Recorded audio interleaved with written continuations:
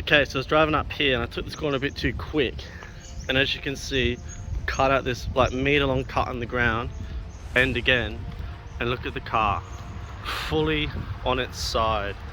Well, not fully on its side, but the metal running on the ground through here, and the front lower ball joint's crashed. I mean, everything else looks fine, it just looks like it's flexing a lot, but far out, that was just such a shock.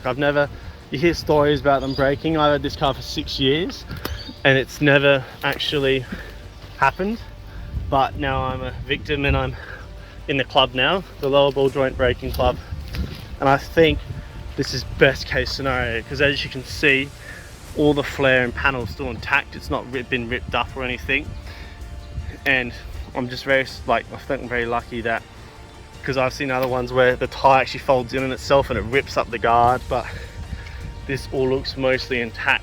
So I think if you're ever going to break a lower ball joint, this is probably the best scenario.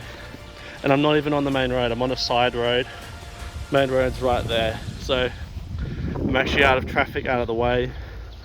So I think we got off pretty lucky. Notice how this front wheel here, how it's sort of steering to its left, but on this side it's actually steering the complete opposite way, to its right. So I'm worried if like this steering or something underneath also happened, or if it's just as simply because it's not holding in the right location, it's going the other way. But hopefully it's just the ball joint that's broken.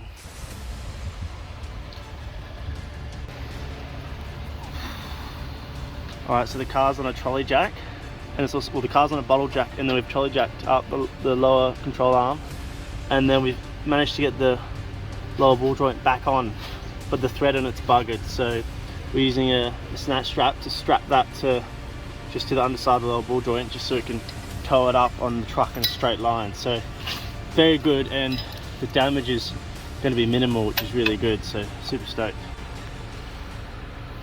Okay, so it's now the next day. You can see the tyre copped an absolute beating on the ground through the bottom of that ball joint, just cutting through. So that's gone all the way through. Luckily, as you can see, these tyres are due for an upgrade, so that was pretty ideal. And then down there you can see the new ball joint is in. So honestly, a bit of a learning curve there.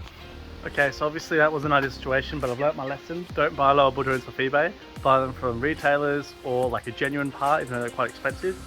And also with the extra weight on the roof, I probably should have allowed for that and getting a bit more of a high kilometre ball joint that can go further distances, because there is a lot of weight on this, and that's probably one of the reasons why it broke. So that's my little scenario there. Managed to get fixed within a few hours on the side of the road down here with a mate. So that's really awesome that we're able to get it fixed quite cheap and easily, just the cost price of the lower ball joint. But now it's all fixed, and yeah, if you're at home, maybe you can learn from my mistakes and get a ball joint that's not from eBay. So thanks for watching, guys. Catch you next time on Built Prado.